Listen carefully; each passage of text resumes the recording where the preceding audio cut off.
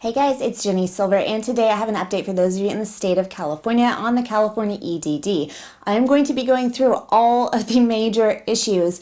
Now, I did this last week and I did it the week before. This is going to be a dense video packed with lots of information, so make sure that you check the timestamp menu down below. But I do want to touch weekly for right now on all of the major issues because the major issues are compounding on one another. They are just building up and building up. Some of you have 2, 3, 4 different issues with your claims, so it can be really hard to keep track of exactly what's going on, what you should be doing, and how you can get help. First off, let's talk about the 11-week extension to unemployment and pandemic unemployment. 11 weeks worth of extension. The extension 11 weeks runs through claim week ending March 13th.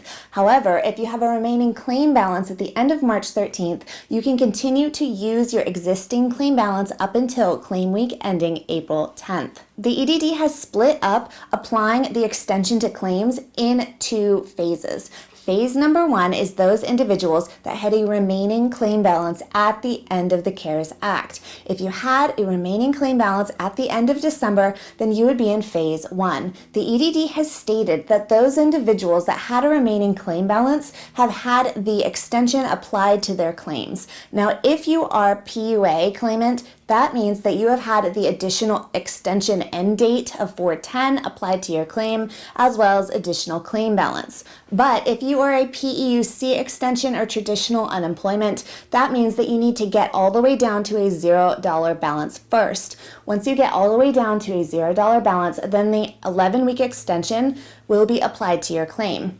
Your claim balance will have to get all the way down to a $0 balance. Once you see a $0 balance, then about a week later, you will receive a notification from the EDD stating that you have received an 11-week extension. About a week after that, you will be able to certify. You may still see a $0 claim balance when you certify, but it will fund shortly thereafter. Now, if you are in phase 2 of receiving the extension, Phase 2 refers to those claimants that had a $0 balance at the end of December when the CARES Act ended. If you had a $0 balance, then the EDD is currently undergoing the process to apply the 11-week extension to your claim. The EDD has stated in their most recent 2 press releases that they will take up to March 7th to apply this extension to your claim. This doesn't necessarily mean that it will take all the way until March 7th, and I really hope that it does come sooner, but they have stated that by March 7th, you will receive the 11-week extension. Next, let's talk about individuals that need to file a new claim. The EDD states that if you're a traditional unemployment claim and you've reached the full 12 months of your benefit year, so essentially go to UI Online, look at your claim start date, and count 12 months out from that. If you have reached the full 12 months of your claim and your payments are stuck in pending, then you would need to reapply. If you feel better about calling in and double checking with customer service beforehand, they are able to reapply for you over the phone and help walk you through the process. But the EDD states very clearly that if you've reached the end of your full 12 months, that they want you to reapply. What about pandemic unemployment claims? Many pandemic unemployment claims had backdated their claim up until as early as February 2nd. Well, do they need to reapply? If you're a pandemic unemployment claimant, then you are a provision of the CARES Act. Pandemic unemployment is only there because the stimulus bill created that program. The stimulus bill has since then been amended to change the end date of the PUA program to be claim week ending April 10th. So you will see your claim date ending on 4/10. PUA claims won't need to reapply unless the EDD instructs you to do so. What about if you were collecting Fed Ed? Do you need to reapply? Well, if your Fed Ed is paying you out and there are no problems and you're over your 12 months worth of benefit year, you do not seem to need to reapply. Now, the EDD states that after your benefit year that you need to reapply. Fed Ed extension seems to be the one exception for this because Fed Ed continues to pay out. However, once you reach the end of Fed Ed, even if you are allowed to continue certifying, most likely you will see your claims stuck in pending mode and you will need to refile at that point in time. So what if you're seeing maximum benefits paid on your UI online? Well, if you are a $0 claim balance at the end of December, then you are still awaiting the extension to be applied to your claim, and you will continue to wait up until March 7th. Unless, of course, you have reached the end of your traditional 12-month unemployment claim and you need to reapply. So what about those individuals that are seeing max benefits paid and they did have a claim balance remaining at the end of the CARES Act and they have now used up all that claim balance? Well, if you're seeing maximum benefits paid, that means that the EDD will send you a notice in about a week. They will send you a notice and let you know that the 11-week extension is now being applied to your claim, and then about a week later you will be able to certify. Next, let's talk about individuals who are on Fed Ed who are wondering what is going to come after Fed Ed. After Fed Ed, the EDD states that you will then be moved over to the PEUC. You can also call it PEUX, which is the internal term that the customer service reps are using when you call in. They state that you will be moved over to the PEUC extension for up to 11 weeks, depending on how many weeks are left in the program before it expires, claim week ending 4/10. Now, if you have reached the end of your benefit year, then you most likely will need to reapply in order to receive payments after Fed Ed ends. Next, let's talk about those of you that have seen a change in your weekly benefit award amount as you begin the new extension. If you see a decrease or an increase in your weekly benefit award amount, it would be due to you being moved from a PUA claim over to a PEUC claim. Now, this applies to those individuals who were traditionally employed, a W-2 employee on a traditional unemployment claim. If you were on an unemployment claim and you received the first PEUC extension and then you were denied Fed Ed and you were applied to a PUA claim after that denial in order to extend your benefits, you now are being moved back to PEUC. Why? Because the new extension is PEUC for your type of claim. So the EDD must migrate you back over to a PEUC claim. Now, internally, if you call customer service, they're referring to this as PEUX. So if you see that term being used, that is what it means. Now, because they're moving you from PUA back to a traditional unemployment extension program, PEUC, your weekly benefit award amount is going to be based on your original W-2 earnings that qualified you for your traditional unemployment claim balance. So they might need to recalculate your benefit award amount. For some people, it's going to go higher than what they had on PUA, and for some people, it's going to go lower than what they had on PUA. The EDD did address this issue in yesterday's press release. Next, let's talk about individuals with ID verification issues. Number one, if you are subject to do an ID verification because you are among the 1.4 million claims that were suspended due to possible fraud, you are required to complete an ID verification. You would have received a message in your UI Online inbox stating that your claim was suspended for ID verification for possible fraud. This then means that you need to confirm your ID in order to reactivate your account and continue resuming benefits. Most claimants, they are required to verify using ID.me. However, it is not the generalized ID.me regular website. You must use the EDD's specific website with ID.me. I'm going to include this link in the video description up above in case for some reason you cannot find your link. However, I feel that it is very important to note that you should be verifying using whichever method the EDD provides to you. Now, some claimants were asked to use ID.me and other claimants were asked to verify using DocuSign. ID.me is going to take up to 30 days for the EDD to lift the suspension from your account. Now, this is very important. If your claim was suspended due to ID verification, the deadline to complete your ID verification is Monday, 2/15.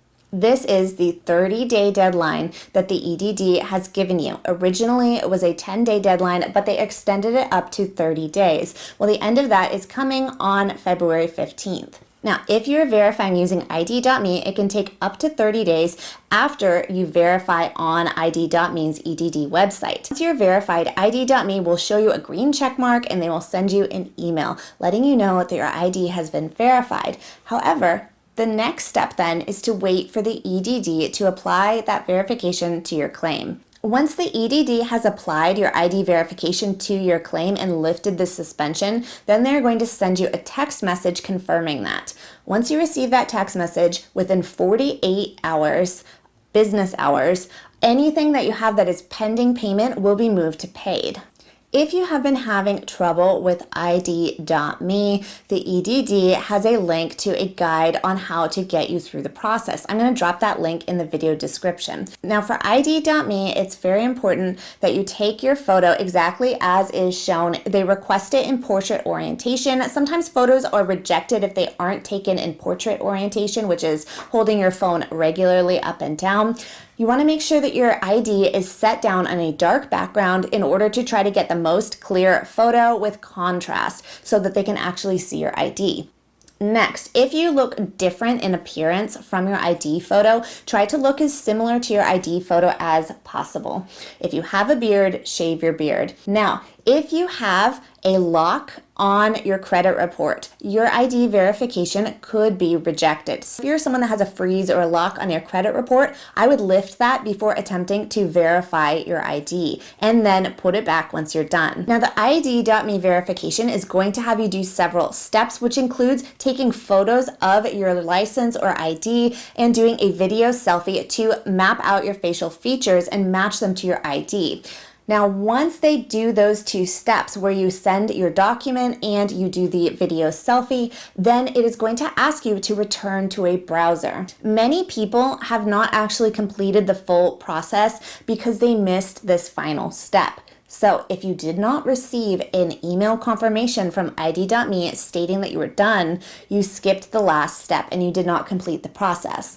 Now, it is easiest to start the process from a laptop or desktop computer. Use your phone to scan your documents and your face and then return back to your browser. Now, not everyone will have to do a video chat with a trusted referee, as they call their customer service reps, but some individuals are required to do a video call to verify their identity.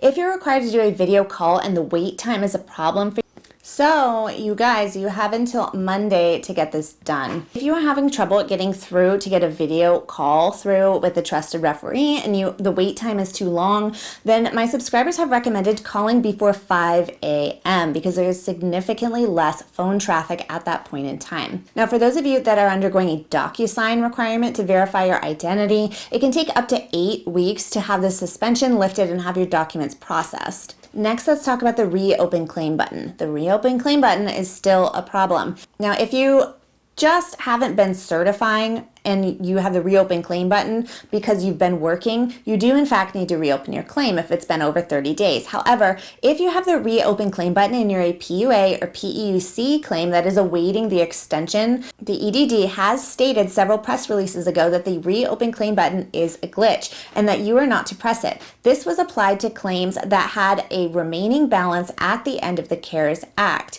They had a glitch in their system which pops up this reopen claim button. The EDD has stated not to click it. If you do click it, then what it will do is it will delay your certifications by several weeks, and you will most likely have a gap in those certifications.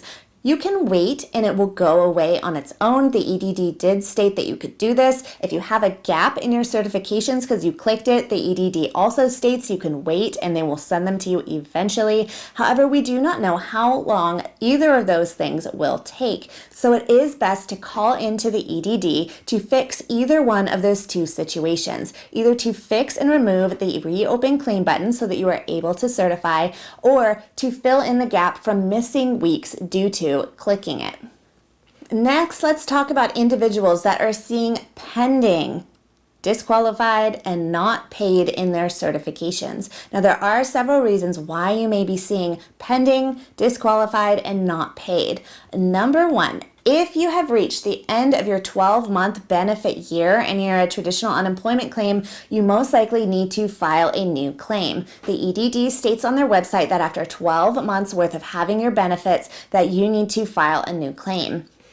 Next, your certifications could be marked as pending if your claim has been suspended due to ID verification. If you are suspended due to ID verification, you will not have those pending payments moved to paid until after the EDD has applied your ID verification to your claim and sent you a text message letting you know that the hold has been lifted. That can take up to 30 days from the point in which you verify your ID with ID.me. Now, if it's not one of those two reasons, then you should call into customer service if you are seeing pending, not paid, or disqualified. The EDD has recently reinstated a feature in their system called Stop Payment Alerts. Stop Payment Alerts sweeps their system for claims that could have the potential to be fraudulent, and it stops their payments and holds them in pending. This can be for a variety of reasons. Your claim may be stuck in pending if you have been answering your certification questions in a way that may flag your account where they need more information. Unfortunately, this includes individuals that were told by the EDD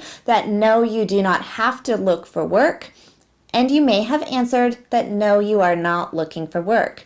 This is currently flagging claims in the system, and the EDD will require a phone call with you to clear things up. Additionally, if you are a PUA claim or an unemployment claim and they need more information in order to determine your eligibility, if they have any questions as to if you are eligible or not, then they will need to conduct a phone interview with you.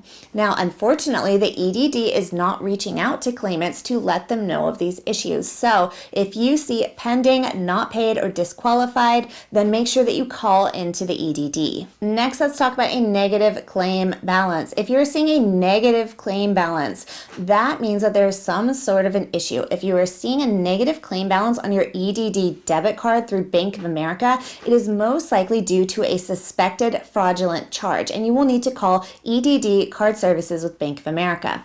If you are seeing a negative balance in your UI Online account in your actual claim balance, then that may be due to several issues, and you want to call into customer service to make sure that you clear it up. Some people have reported this happening when they backdate, and their backdating was back beyond the number of weeks that their claim was awarded. If you're seeing a negative balance, make sure you call in to EDD customer service if you see it in UI Online, or to Bank of America EDD Card Services if you see it on your debit card. Lastly, let's talk about how you can get a hold of someone for help, because calling into customer service is very difficult. And calling into customer service, 1-800-300-5616, menu options 1, 2, and 4 still seem to be the fastest at this point in time. If you speak Spanish, use the Spanish line because that seems to get answered faster. Next, call out throughout all hours of the day. However, if you call after 4 p.m., that seems to be the fastest time to get through, as close to when they close as possible. Now, the EDD has been very sporadic with their closing times. Technically, they should be open from 8 a.m. until 8 p.m. However, the automated messages have been being changed on almost a daily basis depending on when you call in, stating different times of closures. Keep in mind that if you need to talk with a higher level agent, also known as a Tier 2 rep or an EPR agent, then you will need to call in before 12 p.m. The higher level customer service agents don't necessarily go home at this time, but they do seem to stop taking calls at 12 p.m. So if you need to talk to someone that is on a higher level than the initial Tier 1 customer service reps, then call in before 12 p.m. So what happens when you cannot get through? Well, you can submit a contact us message or an ask EDD message to customer service just to see if they happen to help you that way. Some people have reported that they do get their questions answered there, and many others report that they do not receive a response. But what does seem to be very helpful for most cases is calling your assembly member's office. Most assembly members have been acting as sort of a liaison between the claimants and the upper level customer service representatives. So I'm going to leave the link of how you can locate your representative in the assembly in the video description. Look up your representative, call into their office, let them know that you are having trouble contacting the EDD, and in most cases they have been able to help. Next, let's talk about the MEUC additional $100 boost to mixed earners. First off, a mixed earner is an individual who had self-employment income in the amount of $5,000 or more in the year prior and traditional W-2 income. Because of their W-2 income, their self-employment income was disregarded and not used to qualify their claim. Now, the MEUC boost is an additional $100 added in on top of your weekly benefit award amount. This is a program that was defined by the most recent stimulus package, and the EDD has stated that they will be offering it. However, they have released no details yet on this. As soon as I have information on how to apply for this, I will be sure to share it in its own video. Let's talk about overpayments. Many of you have been issued a notice of overpayment stating that you must pay back some of your benefits. There are going to be various reasons why, but two major reasons would be that you did not list your net income for a PUA claim, but instead listed your gross income as a self-employed PUA claim. Additionally, there may be an overpayment notice issued to you if you failed to claim income one week or claimed it late, or if you failed to complete some sort of requirement that the EDD needed from you on time, and now your claim has been moved to being invalid. The most recent stimulus bill granted a provision to the states that allows them to create an overpayment waiver for cases that were due to no fault of the claimant and not fraudulent. Most of the specifics of the overpayment waiver is left up to the states to determine. Now, California EDD has stated that they will be utilizing this program. However, they have not released any details and do not have it available yet. So make sure you comply with whatever is provided to you in your overpayment notice until that overpayment waiver information is made available. Once the EDD shares information about that program, I will be sure to update you on how to apply. Okay, you guys, there are a lot of issues going on right now. Let me know where you guys are at in your claims in the comments down below. Please click like, subscribe, and leave me a comment. Sloth mug has become a staple at my desk here, and I can't seem to move it now because, much like the sloth, the EDD is extremely slow.